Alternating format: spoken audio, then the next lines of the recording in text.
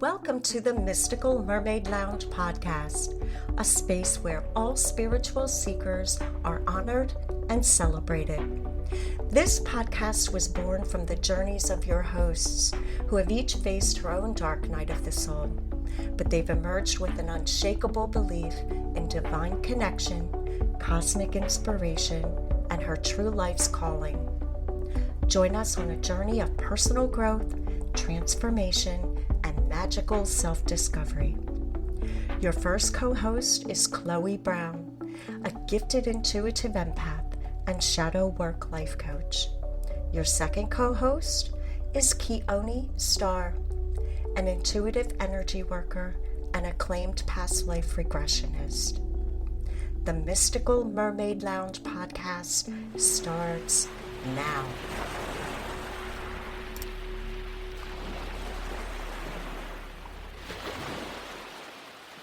Hello, and welcome to the Mystical Mermaid Lounge podcast. This is Keone, and I have Chloe on this episode with me.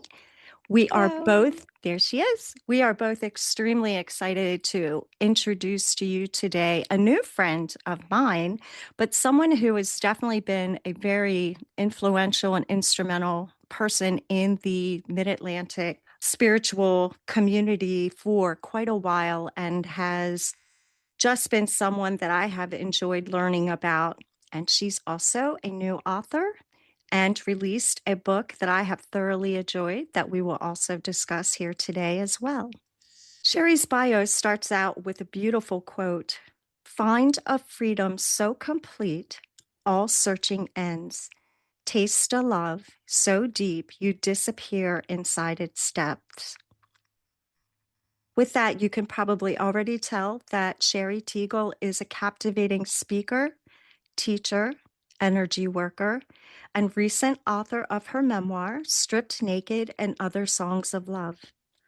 Her work and her writings are focused on sharing unconditional love infused with her rich background in psychology, Reiki, Sakhem All Love, Psych K, Matrix Energetics, and Tantra. Her wicked wit, which I hope we hear today, and transparent vulnerability speak directly to the hearts of her readers and students.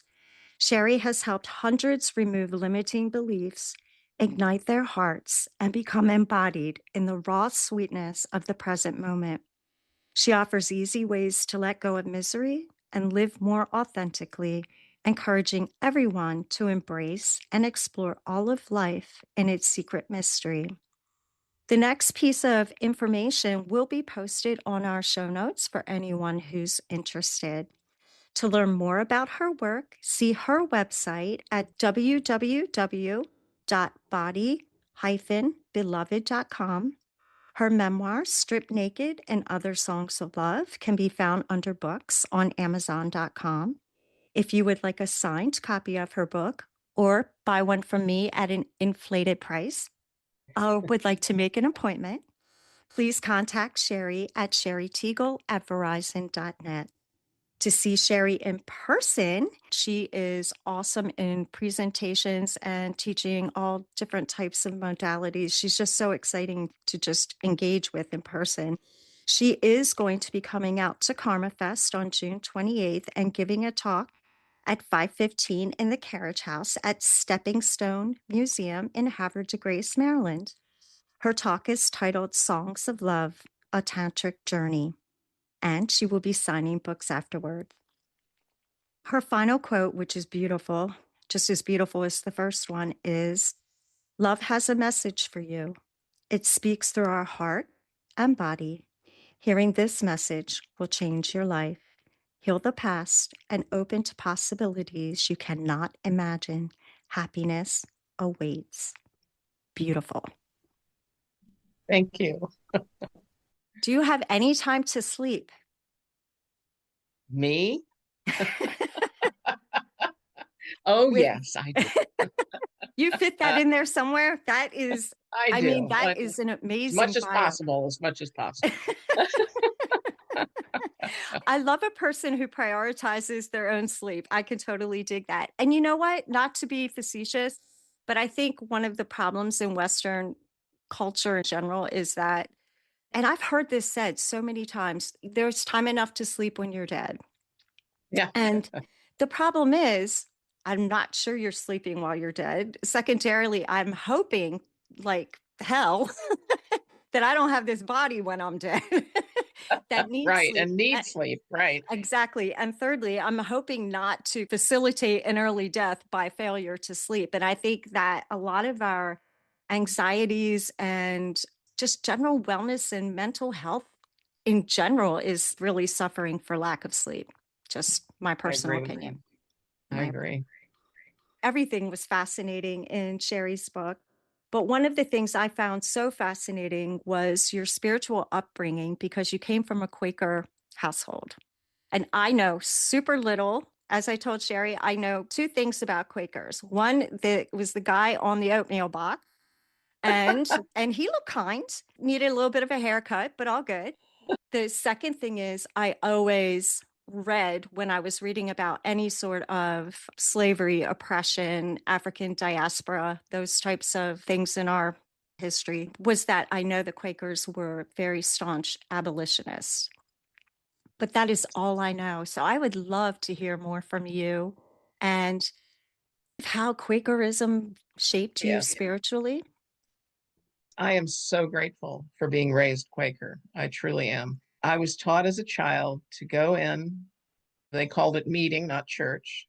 You go into meeting, you sit down, and you wait for God to talk to you. You're silent. My mom took us in 15 minutes before the meeting, but they actually apparently had a half an hour. I never even knew that until I was much older, which was funny. But to be able to sit down and be told to listen to the still small voice within and to know that God would talk to you. I remember telling someone years ago that I was sitting in meeting and I was mad because my mother's death and the loss of her conscious ability. I always thought that we got wiser as we got older. And here I watched this complete crash and I was terribly depressed about it. And I was sitting in meeting angry. How do you learn? How do you learn? Well, how could she learn? And I heard word for word as I am speaking to you now, Sherry, you don't learn with your mind. And I was still mad and I went, trick answer. I didn't want to believe it. But I heard it out loud and I was telling this story to someone and they were going, did you get scared? Because they had no concept that you could actually hear the voice of God in your head. God, aliens, angels, or guides, whatever it was clear it was speaking to me. And ever since I was little, I knew you could actually hear the voice of God. In Quaker meeting, the people in the meeting are the people that preach, so to speak. You get led to say something and you stand up and say it, and then you sit back down. And in some meetings, they're called popcorn meetings because everybody gets up and starts talking, sometimes has a little argument back and forth, and then they start apologizing back and forth. It's really funny. I am deeply grateful to be taught basically meditation from infancy for as early as I got taken in and had to be quiet. I might not have been very quiet in the beginning, but I took a friend of mine who's Lutheran. We've been friends since I was 14 years old. She was 14 and a half. Yeah. She's older than me. Anyway, I took her to Quaker meeting and she says, well, my only problem is there's not enough liturgy. And I didn't even know what she was talking about. Liturgy being the process, the stand up, sit down, pray at this time, do this, do that. And I didn't even know what that was. And the first time I actually went to a standard church in my early teens, I was sitting in the pews and all of a sudden they got up and started running around the church doing Stations of the Cross. And I was actually shaking. I was so afraid. I thought they only stayed up there with the choir. How could they come out and start walking around the pews? I just freaked out. So I was not raised with that. And lots of people, and I'd say the majority of folks in this country, probably have been raised with some kind of ritual. I wasn't raised with rituals, and I'm really grateful for that. And I have learned to get past my fear of ritual and understand the beauty of ritual and how it can deepen the experience that you're having. It's not that I'm opposed to ritual. It took me a while to get over it, but I realized, no, this is good stuff. Some of this really will deepen your experience and connect you with the divine. I like being open. I call myself eclectic spiritually. My same friend that was wanting liturgy in the Quaker meeting, she was upset for me for years for becoming Hindu. And I went, what do you mean? I'm not Hindu. And then she says, look at all this in the house. And I'm looking around going, oh, yeah, there are lots of pictures of gods and things around because I love it all. And then I say, but there's Buddha. Look, there's Buddha. I have a couple of statues of Buddha. I've been very eclectic. I love that. Do you believe that that lesson of sitting in the moment and listening to the stillness within taught you to take a moment and listen to the silence and you'll get clarity? I think that's what so many of us are missing. I agree. It's like dropping out of the ego a little bit anyway. I have a big ego. I'm very good at having a big ego. Yay. And I don't beat myself up because I feel like we come here for this dance of duality. We come here for the experience of I'm separate from you. And it creates the beloved other to me. The beloved other is our separation. I get to know you as something different from me. And that to me is exquisite. I love that so much. Thank you. I really do enjoy that we are separate beings, that we have our separateness and our egos. I don't beat the ego up as much as lots of folks who are in the spiritual tradition can. It's not that I don't understand that it can be a rascally problem. Here's my little evil side. I was watching a Buddhist thing where they were doing a ritual to build the energy for their sacred work, and they were doing the mandala. And all of a sudden, the head guy has this knife that looks kind of like a snake, and he's stabbing the ground to kill the poltergeist so they don't upset the ritual. And I knew immediately that I was one of the poltergeists trying to screw up their ritual. I laughed like hell. I thought it was hysterical. So there's part of me that's Wile E. Coyote or the trickster. A friend of mine said, yes, well, the thing about the trickster is usually the trick is on them. And I went, oh, crap. I like the ego, so maybe you shouldn't listen to me. But There's so many things that you said that we could unpack. So, number one, I love the fact that your perspective on duality is so healthy. I do believe that we're all one. I do believe, like drops in the ocean, we're all water droplets that then create the oneness. I believe that with all my heart. But we're still each individual water droplets that are larger or smaller or faster or slower or come in at a slant. right. Yep, So oftentimes we focus so much in the spiritual community on unity that we forget to look at the beauty of duality. exactly. Exactly. And you're And that's, saying that you enjoy getting to know the duality is really amazing. oh, I definitely do. And not always. There are times when I'd rather not get to know certain parts of the duality because they have a lot of darkness with them. But I think that challenges me to love unconditionally, however good or bad I am at it. I don't want to reflect back the ugly that's coming at me. There's a wonderful story, the mirrored palace that a king built and left it open that anyone could come in. Popeye the dog, this scruffy little dog, is walking by this palace. He sees the open door and he walks in and he looks around and he sees all these uncertain looking, scruffy dogs looking back at him. And he starts to get upset. So he growls and they all growl back. And then he gets more upset, and then he starts barking at them, and they all bark back, and he finally runs out in terror. A little bit later, this ecstatic Sufi comes walking by. He sees the open door. He decides to go into the palace. And all of a sudden, he looks up and sees all these smiling Sufis looking at him. And he just smiles even bigger. And then he waves back, and they all wave at him. And he just feels wonderful, and he leaves. I want to be the smiling Sufi, not Popeye the dog.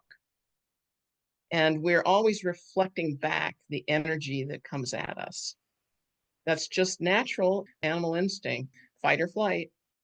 But I'm working very hard at reflecting back that loving, waving Sufi. That's important. That story shows just so tangibly how what we call out to the world is what we call back in.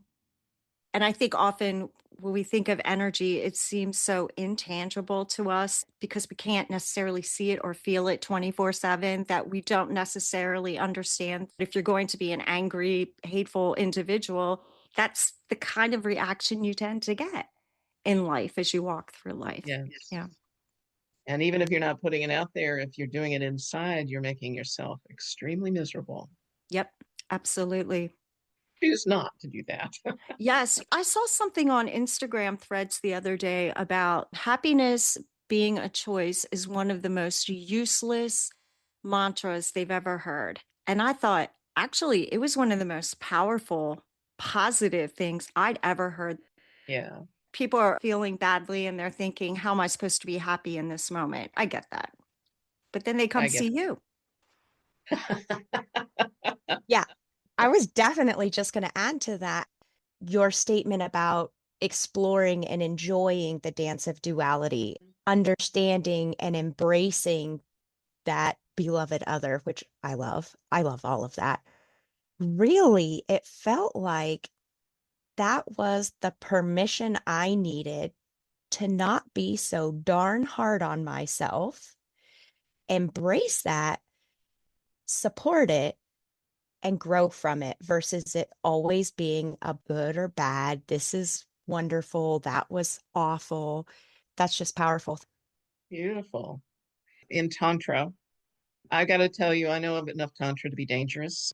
I haven't studied years and years of the Tantras. There's something called the Tantras out of India, and there's enormous amounts of study that you can do. I have friends who have studied it, and they always amaze me at their depth. And the Dalai Lama, who is the head of one Tantra tradition in the world, not everybody understands that. Most people in this country think Tantra is all about sex because there's something called red Tantra, the sexual practices, and they think that's all Tantra. My Tantrika said to me, on the body of Tantra, red Tantra is the little fingernail on the body of Tantra. It's that small. The lion's share of Tantra is the meditation. So the Dalai Lama says there is no right or wrong. It just is. Now, when we're making things right or wrong, we are imprisoning ourselves. And then there are times when you just know this is the right action. In Buddhism, right action is one of their mainstays. I have not studied Buddhism enough. I'm getting very drawn because my mind has been crazy recently. And I'm like, what is this mindfulness? Will it stop me from being crazy? I think that's a good idea.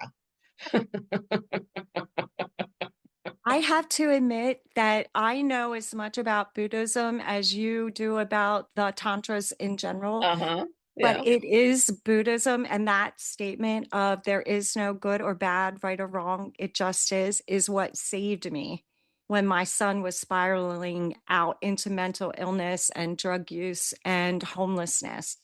And I just kept thinking the existential crisis. Why am I having to deal with this much pain? I don't want to live anymore with this much pain. And it, for whatever reason, it was those Buddhists, the Eightfold Path, the Four Yes. Truths, Yes. and how to accept and allow, as Yeah. my mentor, Yes. Megan Plummer, tells me.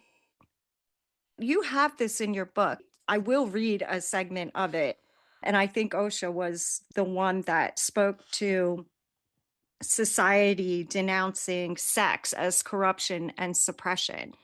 In the societal terms of what we accept as being good or bad, I realized was really what I was holding on to. Of course, I want my son to be healthy. Of course, I want him to flourish. But what I mostly wanted was for him to be like everybody else. My perception of what everyone else seemed to have: a good job, a good education, a great family support system, friends. It really wasn't only the pain of seeing him in so much turmoil and lack of wellness. It was also my attachment to how I thought he would be living the dream, which I've come to realize was my reality of the dream.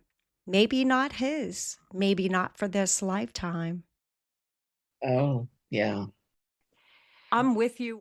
That peeled back a whole lot of layers that made me very uncomfortable, but I couldn't have grown from it if I hadn't. Yes. Yeah. Wow. When I got to meet you in person, I sat in a session of all love with you, and you told us a little bit about your mentor, Patrick Ziegler, and how that relationship changed a lot of your spiritual perspective. And I was wondering if you could give us a summary on how that unfolded, especially his being in the pyramid, and then how much it changed your perspective, because from that moment on, your path shifted. Definitely. Definitely did. I was introduced to all love from one of my Reiki masters, and I talk about him. I call him Jack in the book. I ended up having a few experiences with an all love class with Jack. They were so powerful. In one class, I didn't want to breathe because it interrupted the stillness that I was in. And I knew that this was something important. And I'd heard that actually often the classes were like very intense and lots of emotional release and things like this. It wasn't my experience in the classes with Jack, but I wanted to meet the person who founded it, which was Patrick Ziegler.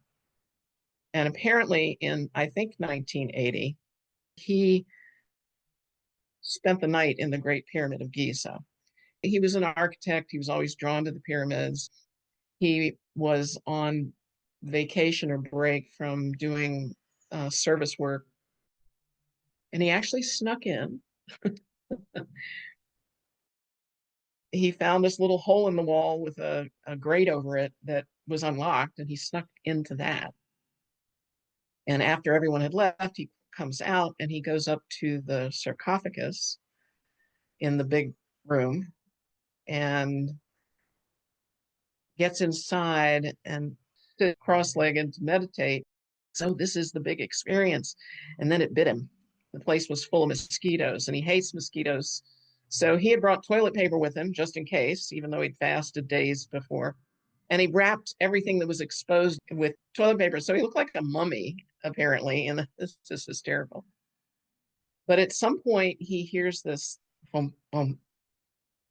I don't know how to describe it, but he heard this noise coming up the steps into the pyramid. He thought he was going to get discovered, so he became very still, but it just continued to come up towards that area. The story I originally heard was there was a blue light that came into the room. I don't know if he's still telling that story, but in the old days, it was a blue light that came into the room, and it had this infinity. Sounds beautiful, like that infinity symbol. And it came right over where he was, and he recognized that that was why he came. So he accepted it. Okay, I'm ready. And it went right into his heart, and he went into this ecstatic experience. What that energy is Sekhem. Sekhem is out of Egypt. It's been there since ancient times. It's the energy of a lot of the sacred sites, if not all of the sacred sites in Egypt. And he just stayed with that energy until he knew it was time to hide again and wait for people to come in and then come out of the pyramid. And he did, and they started chasing him because he was covered in white dust. I don't know if you've heard that, but sacred ash. He knew what they were saying, but he pretended he didn't. He got on a bus and got away. So hopefully this doesn't put him in jail the next time he goes to Egypt, I hope. So anyway, now he takes folks to Egypt to have these amazing experiences. I have one of my friends who went, I'm too claustrophobic to ever do the Great Pyramid. Thank you very much. But that Sekhem energy has changed my life. It's very, very evocative. You had mentioned the heart opening. It's so heart opening. Do you want to tell me a little bit about your experience with the class that day at Winterfest? The way that the Winterfest was set up, it was in a hotel, and I was sitting in front of one of the breakout rooms. I could see when the facilitators would go in there, and people didn't really know where to go because it would kind of like blended into the wall. It was so busy and there was so much noise. So Sherry brilliantly announces hers because she had been in the room for a few minutes and was noticing people weren't really sure where to go. So she announced where the session was being held. And when she called it heart opening or all love, well, I have to do that. Who would say, nah, that's not me? So you had us sit in a circle and we introduced ourselves briefly. I felt immediately that it was a safe space. And Sherry gives a visceral feeling of safety and security, like come as you are.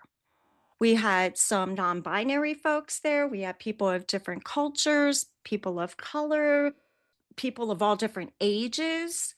Then you start singing. And I thought, what is going on here? You ever stand in front of a marching band for the first time and you hear that fullness or a pipe organ and you feel that fullness of just being overwhelmed with beautiful vibration? So when you started to do this meditation song, it sounded like there were words I did not know, but it didn't even matter. I'm sitting here holding hands with people I don't know. Have they washed their hands? These are the things that normally go through my mind, and I didn't even care. Right. And I did not disinfect as soon as I walked back out of there because it just felt so good. And it was heart opening. It can take me a little while to get still. So I don't expect that much from myself in a public type of setting where I don't know people. There was a lot of noise, but what I did see was a lot of beautiful blue light and very visual types of energy going on in my mind's eye. And that is always a good feeling for me. Then you had one individual that you knew quite well. They were in this session and they were very vibratory, very somatically energetic. And I loved seeing that because I wasn't raised that way, where we cared too much. Like you had to be dead before you called out of work. I realized over the past year how much I've been ignoring my body. And when I saw that young person just allow it, I thought, damn, I just gave you the Cliff's Notes version of all of the different things that I was thinking in a short period of time that really opened me up to the voice, that vibration, the energy of even holding hands of people I don't know, getting past that initial slight anxiety. Just, I mean, it's that closeness, and we're used to keeping a distance and then allowing your voice in and just going with it. It was beautiful. Well, thank you. It is an amazing experience. And I usually start with the meditation after a little bit of introduction to tell people you'll feel this energy both physically, it may be a slight vibration in the body, it could get very strong. And if you pay attention to it, it gets stronger.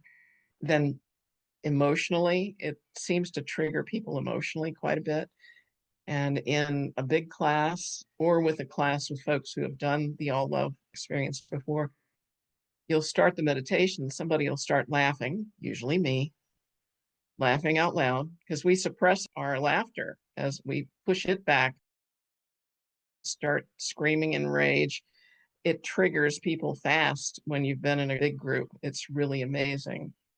So to me, the Sikhem energy, the all love energy, goes wherever you're blocking love or wherever you need healing. And it has a tendency to knock on that door and say, you want to deal with this? And you can say no. Not a good idea to say no. It's best to say yes. Over the years, people have gone to an all love class and resolved things that they've been in therapy for years. They resolve it in a class or two. And it's pretty amazing to watch that evolution. Or they take quantum leaps into what needs to be done.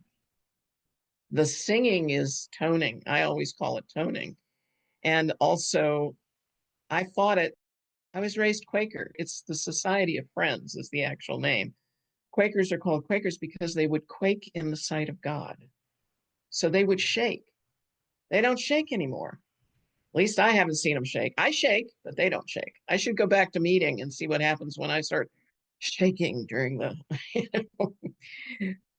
That's interesting because you came full circle. Yes, absolutely. I came back into the shaking part. Yeah. And Yeah, I don't know whether I even knew why Quakers were called Quakers in the old days, but I certainly know it now. The other thing that happens in these classes is some people call it light language. You start basically speaking in tongues.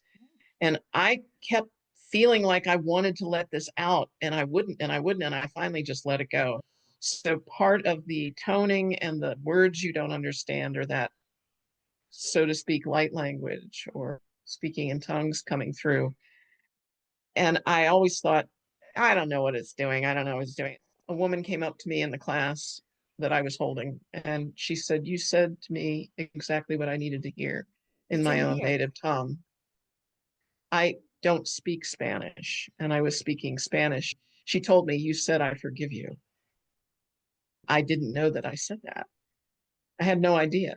The energy of these classes can bring in amazing experiences of meshing together what needs to happen for the folks that are there. Sikhem energy is just incredible, and it's very powerful. Oh, I talked about physical and I talked about emotional. There's also the mental level it hits. And if it hits you in the mental level and you start to feel dizzy, you better lie down because you're just going to fall down. It turns the mind off. I've watched people drop, boom, like a rock.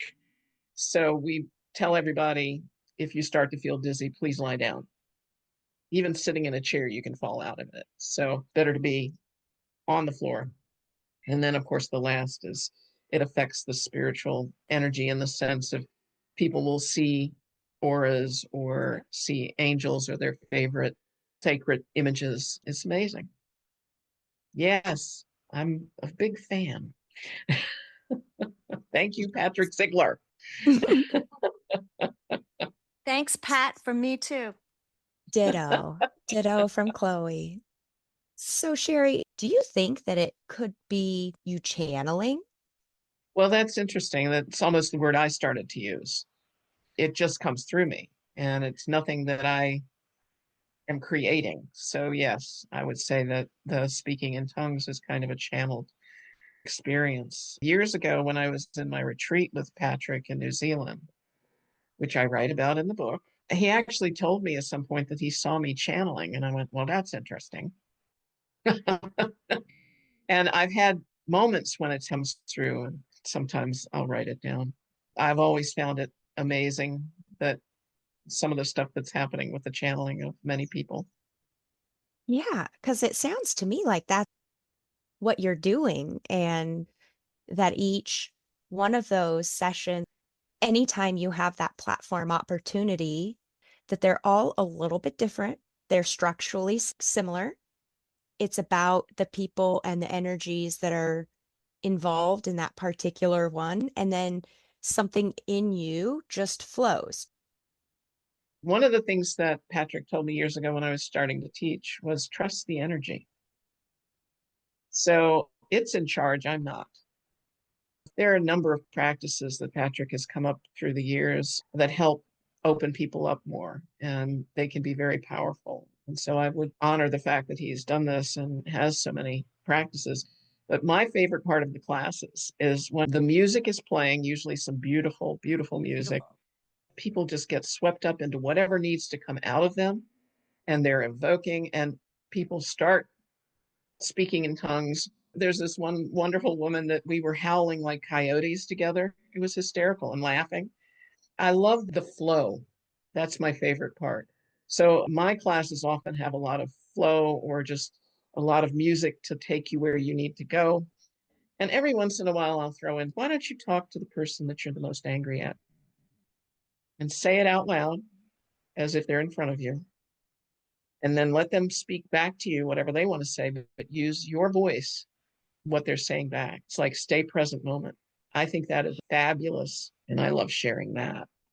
It takes the emotional charge out of it once you get it out there.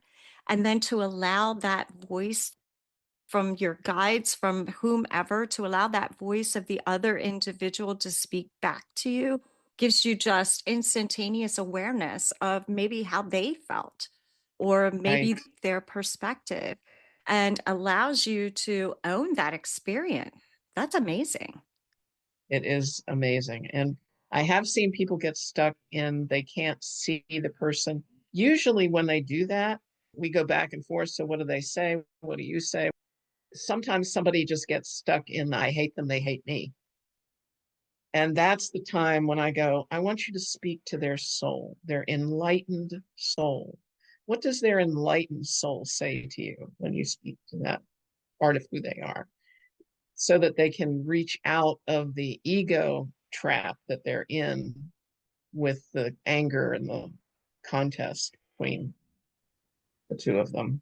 So that's always powerful because that actually often just happens, but it doesn't always. Now I want you to speak to that enlightened soul of theirs. Why do you want to tell their enlightened soul? It's like, tell the dumbass ego to cut it out, whatever. Right. That guy was a prick. Now I have a problem with him. No. Okay, guess what? This prick is a child of God, if you want to call it, or a creator Part of God. manifestation. Yes. Right. Part of God. Right. Now the tables have been turned because now you're two equals, no longer feeling suppressed or oppressed. Yeah. Exactly. Exactly. And I think, Chloe, the term that you use by channeling is perfect because while I didn't understand personally what Sherry was saying, I did because I spoke here. So I don't need to know the language because what's being conveyed, it's an energetic transmission of love, Yeah. acceptance, safety and security. And that may sound super boring to some people. Oh, I'm safe and secure. No, that's really big. If you're going to allow yourself to be vulnerable and connect with other people, to be in a safe and secure environment is huge. And you provided it. The thing that kept me from teaching at first, I knew the kind of space you have to hold. And I wasn't ready for quite a while. But after going to New Zealand and working with Patrick and his now ex-wife for 10 days, I really felt enmeshed and deepened by that experience. And so I was ready to begin to hold the space for folks. And it's been incredible. It's been incredible. I'm really grateful for Sakem all love is what Patrick calls it. I think I pronounced it with the more Yiddish sakrem, but lakheim for everyone. Um, Yeah. in your book, and I chose these terms purposely, you lay bare many things, including your unrequited feelings for one of your mentors, Jack, discomfort with your weight, reflections on parts of you that recognize needed healing, And I wondered, what was your motivation behind that? To lay your soul and your personal challenges and lay that out there for the public to digest and potentially judge? Because I remember you're talking about sending out pictures and getting some pushback. Absolutely. Absolutely. My book isn't for everyone. It is very explicit sexually, and I am pretty damn honest. There's very, very, very little that I held back. And my first intention for the book was to promote Patrick, actually. I had such an incredible experience, and he made me keep a diary while I was in the retreat of each day. So that became the beginning of the book. I felt like we all have this part of ourselves where we hope nobody else sees it. That we feel sense of shame or fear. And I just was kind of over it. I didn't want to hold back anything. I wanted to show how dark I had to go to get to the light. There's a Rumi quote: "The wound is the place where the light enters you." I love that. And then there's also I think it's kintsugi, Japanese join with gold, where they take Yes. broken pottery and Pottery. they put it together with gold, and it makes something more beautiful. So that is actually what came to me when I first saw that you wanted to ask this question. Why did you do this? And my first response was, why indeed did I do this? What was I thinking? What Yeah. the hell was I thinking putting this out there? But I think a lot of people will identify with it. And folks would ask me, well, who are you writing this book for? And I didn't have an answer and didn't have it. And I thought, I'm writing the book for the people who will love it, period. It's not for everybody. It's for the folks that are going to get something out of the up and down journey that I've been through. And I am speaking out for sex positive stuff. I'm speaking out for body positive stuff. And I'm also being honest about times when it just all blew up in my face in one way or another. And I'm curious at how the book affected you in some of that. I always like to hear those things. So what you felt in seeing this raw journey that I've been on. It's explicit. A lot of it about her love that she had, the attachments that she faced, and the loving connections she had to question with some people. The graphic nature of a lot of the sexual experiences that you had. Maybe people might be offended by that or offended by sexuality or those types of things. If that does offend people, okay, I get that, but it is not vulgar. It is not obscene. You do not consider the male or female body in any way disgusting or dirty or refer to any of the experiences you had in a way that wasn't respectful to all people in the situation or their mindset. Those are the things that always put me off, was if I felt like I was reading a Harlequin romance that was just so ridiculous or something filthy, when this wasn't Right. intended to be filthy. This was intended to share a journey that you took. So Definitely. Thank you. that is the way I took that, number one. Number two, if it did nothing, and I could talk, this could be a whole episode in and of itself. If it did nothing else but increase my respect for you and your honesty, then I think it's a win-win. So therefore, this book was for me. Oh, beautiful. Beautiful. In the words of Viktor Frankl, the unexamined life is not worth living. So, to that end, anybody has the balls to talk about their own feelings and their own shortcomings and their own challenges, anybody who has the balls to put that out there and who learned from it. It wasn't just like, look at all the shit I did. It was, look what I did and look where I've come from and look what I've realized about myself. I think that speaks huge to who you are as a person. And the pictures that you put in that book are so tasteful and beautifully done. If you can't appreciate just the beauty of the human body in all shapes and forms, this book isn't for you. Thank you.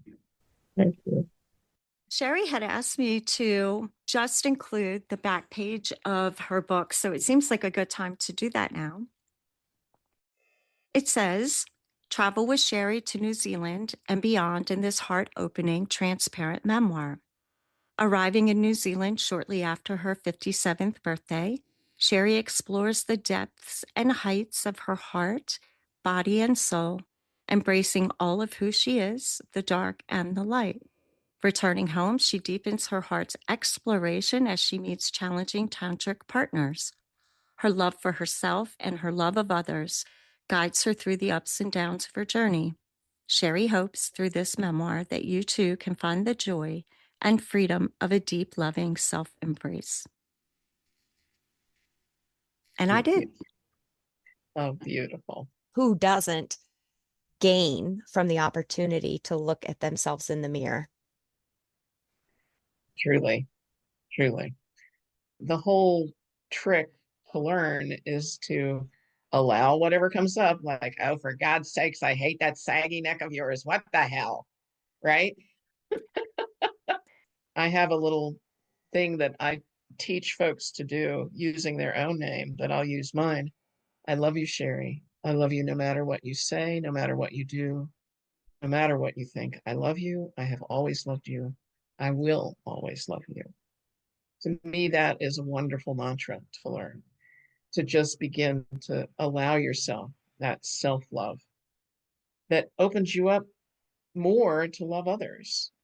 And it's like put the mask on first when you're in the plane. You need to learn to take care of you so that you can take care of others. And that is key.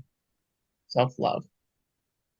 I have to say, that was life-changing for me as well. I used to be over 400 pounds, and when I took that look in the mirror that I was not prepared for at all, that's what it was. I had spent so much energy in trying to fix and help everybody else that I didn't even know who I was, much less did I love a droplet of who I was. And rebuilding that was such a beautiful journey, but I had to refocus. Like if my focus was super zoomed in on weight loss, I just wasn't getting the picture. I was just seeing like the flower in the background of the picture.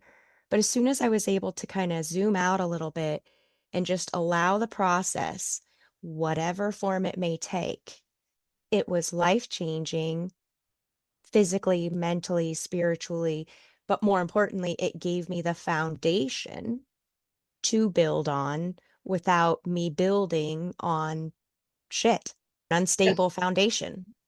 right, right. Perfect. Beautiful. Wow. You talk about your interest in the red tantric practices after a painful divorce. Can you tell us a little bit about what about that modality really drew you in and made you feel like you needed a repositioning or reframing around sexual engagement in your own life?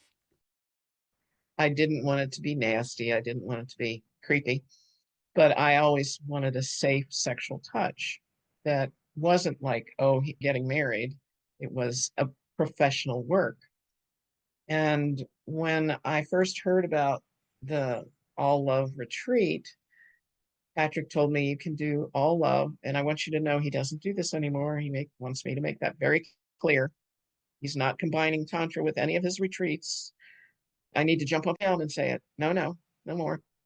I say it in the book 10 times. Well, maybe not that many, but a lot. He said you can do just the all love retreat or you can do the all love with the Tantra. And I went, well, and his now ex-wife was doing the Tantra. I said, well, what, I don't know. What do you mean? Should I do that? I don't know. And he says, well, go talk to so and so. He's just finished the retreat. And I thought, oh, yeah, sure, he did. He's going to choose the Tantra because, of course, men want sex. They're going to want that. So I went over and asked him, what was your experience? He says, we store so much of our pain in the lower chakras that the first experience he had was so painful, he was overwhelmed. And I went, oh my God, I did not expect to hear that. And I said, what about the second? And he got this sheepish little grin on his face. And I went, I'm in. I'm in. So in New Zealand, prostitution is legal. I trusted Patrick. I trusted Natalie, his now ex-wife. I felt that this was something that would help me. And I was starving for a positive sexual experience. And this combined the healing of the all of energy and this tantric experience. I talk about it in the book. At one point in one of the sessions, the 2 or 3 people that were working on me, and I actually had multiple people work on me, it was wonderful. They turned to light bodies. All I saw was light. That was just one of the peak experiences for me, to have this kind of depth of healing. And I'm so grateful that that was opened up to me. And I'm delighted to see Tantra clients, and I teach them how to bring the energy up. You teach them about, it can kick in Kundalini. You have to be careful with Kundalini, because you don't want to be Kundalini madness kind of. I don't want to have to get a butterfly net out, chase you around my house. Uh, so stay grounded, but to learn to pull the energy up through the body so that you can actually blow into that enlightened state. And the sexual work, Osho said that orgasm is the first little taste of samadhi, samadhi being enlightenment. Because you stop, you're not thinking about anything else. You're totally in the present moment. And what the Tantra work does is to teach you to expand it and move from ecstasy into bliss, and just kind of live in that for a while. So it's exquisite. I'm just so deeply grateful for having had that come into my life. And I've always been a sexy critter. I talked to one of my girlfriends that I met when I was born, I say, because, she and I have known each other through our parents forever. And she's still a friend. And I said, who'd have thought it? And she says, well, actually, you were always kind of sexy. And I went, okay, I'll take that. Wasn't a stretch for you, honey. It was not a stretch, dear. Okay. So we have this dichotomy in our country right now between people being incredibly bare on television and movies, and then we have the white Christian nationalist movement, which is trying to suppress every other part of it, right? And what you've just described is, I think, what was intended for us to embrace our bodies and the sexual experience, which is being in the moment, experiencing what our bodies were meant to experience during those interactions, and then also to expand into the spirituality, or it's all occurring at once, but to expand into that Right. spirituality engagement all at the same time. It's a shame that things have been so penalized and exalted in such different ways than Yes. the experience that you recount. It's been an amazing experience, and I deeply grateful for the depth that it's brought into my life. And I've loved watching some of my clients. Some of the clients come in and I say, Tantra is about blending, red Tantra is about blending your spirituality and your sexuality. And they look at me like deer in the headlight. What the hell? And then they get a taste of it. It's been incredible to see some of the expansion. And I introduce them sometimes for the first time to meditation and quiet, easy ways to get quiet. My favorite is Pema Chodron's instant meditation. You take 3 conscious breaths, slowly, deeply, 3. They open their eyes like, what the hell? They're so relaxed, they can't believe it. And I add to it something that came out of the all love work, not just conscious, but feeling. The body always lives in the present moment. You breathe with the feeling, noticing, is it warm? Is it cool, the breath? Just feeling the sensation of it going down your throat, expanding your chest and coming back out. The physicality of that and the quiet, really concentrating and feeling it, that opens people up deeply. And it's just been, I'm very grateful for the being able to share this. This makes me very happy. I feel like it's a service that I can provide. So, what's changed for you since you've written your book? Was it cathartic writing it? And now that it's been published, talk dirty to me, Sherry. I mean, what's happened for you? And you Well, can, if you want to, talk dirty to me. okay, I'll keep that in mind. Oh, I love it. But again, that's not how her book is written. I'm making a joke. It's Right, not. It's just not presented that way. right. It's been an interesting journey. I started writing this book in 2010. It got on Amazon November 2024. I self-published it. I had so much of my life focused on the writing and the editing and the getting it done. When it was done, I kind of went into the, what the hell am I doing now? You know, oh my God. And then, of course, is the promotion. That's part of the job. And it's not one of my favorite things to do, although I'm absolutely enjoying this. I do this a whole lot. This is wonderful. It's been interesting. At Winterfest, this was the second time she'd actually said it to me. I worked with one reader and she said, you're going to write 5 books. And I'm going to live really long if it takes 15 years. You know what I mean? Each book. Help me, Lord. But that's what I've started to do. I've started to work on the next book, which my friend Andrew Jansen said, what about Beyond Naked? Why don't you call it that? And I went, oh my God, absolutely. So the next book, if it works out, will be Beyond Naked. And I don't know exactly what it'll be, but there's some teachings that I want to get across that I think a lot of them are in the book, but they might have gotten lost in the book, possibly, may not have gone as deeply into them as I can in another book. So we'll see what it turns out to be, if it turns out. So I had this amazing sense of accomplishment that lasted a day when it came out. A day. I was ecstatic for a day that it was done, it was out. Yee-haw! And then it was like, okay, a million people haven't looked at it yet. Oh yeah. And then there's all that. Yeah, really.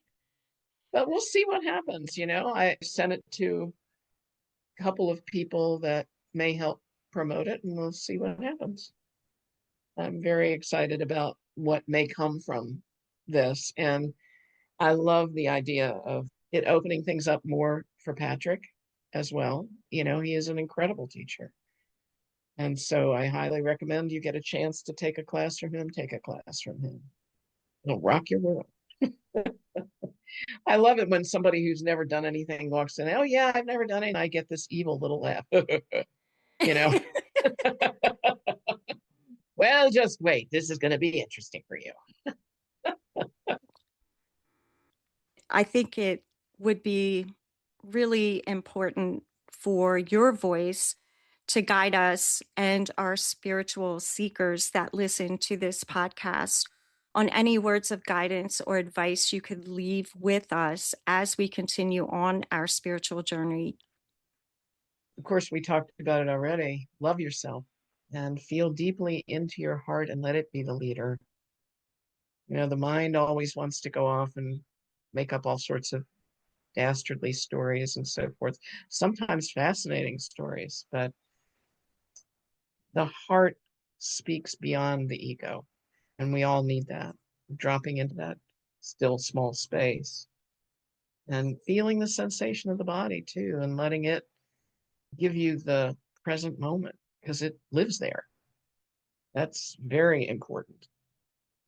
and the mind seldom visits there. So love to do that, and of course meditate. Let your orgasms take you into samadhi. Let yourself enjoy those moments and really open you up to the bliss of being. I am so excited to get your book and read it and then reach out to you again. All right. I'm looking forward to it. I'd love to hear what you think. Oh, beautiful. Thank you so much, This is Sherry. I knew this was going to be an amazing conversation. I just didn't know it would be this amazing. this has been delightful. You both are wonderful. And I hope you have much success with Mystical Mermaid Lounge. It's just delightful. And I enjoyed listening to Patty's talk. So that's a good one too. Thank you, my friend. I Thank you will see so you, if much. not sooner, I will see you at Karma Fest. Oh, wonderful. Wonderful. Thanks for diving into the depths with us today. If you enjoyed this episode, show your support at buymeacoffee.com/mystical mermaid lounge, as every little ripple helps keep the magic flowing. Would you like some more deep, soul yearning conversations? Well, then swim on over to our sister podcast, Past Lives Cafe, where Keone deep dives into those past life experiences. Also, we'd love to hear from you. Please don't forget to rate and review and drop your feedback and comments at our website, mysticalmermaidlounge.buzzsprout.com. Thank you again so much, and don't forget to catch us at the next high tide. Bye-bye.